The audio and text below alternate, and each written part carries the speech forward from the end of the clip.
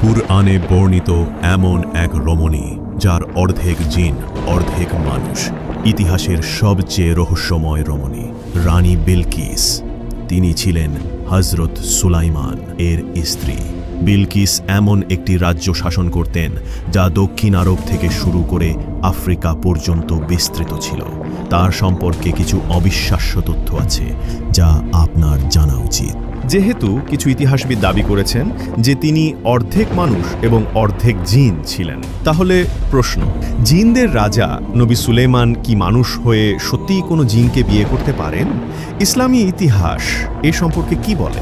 এই ঘটনা শুরু হয়েছিল একটি ছোট্ট পাখির মাধ্যমে, কুরআনে যার নাম হুদহুদ বলা হয়েছে।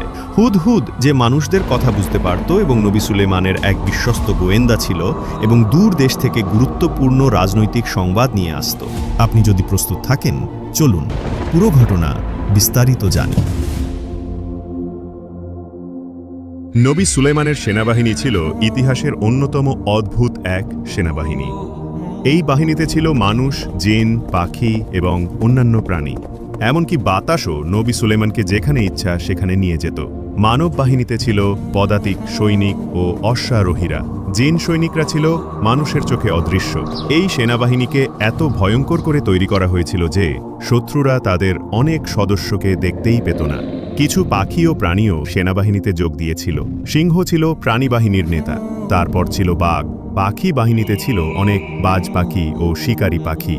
হুদহুদ পাখিটি ছিল গোয়েন্দা বিভাগের দায়িত্বে। এই হুদহুদের দায়িত্ব ছিল অনেক দূরে উড়ে গিয়ে শত্রুপক্ষের ওপর নজরদারি করা। সে সবকিছু পর্যবেক্ষণ করত এবং শিখে নিত, তারপর ফিরে এসে প্রতিবেদন দিত। হুদহুদের ভূমিকা ছিল অত্যন্ত সংবেদনশীল এবং গুরুত্বপূর্ণ। যখন বাহিনী একত্রিত হয়েছিল, অনেক প্রাণী লক্ষ্য করেছিল হুদহুদ অনুপস্থিত।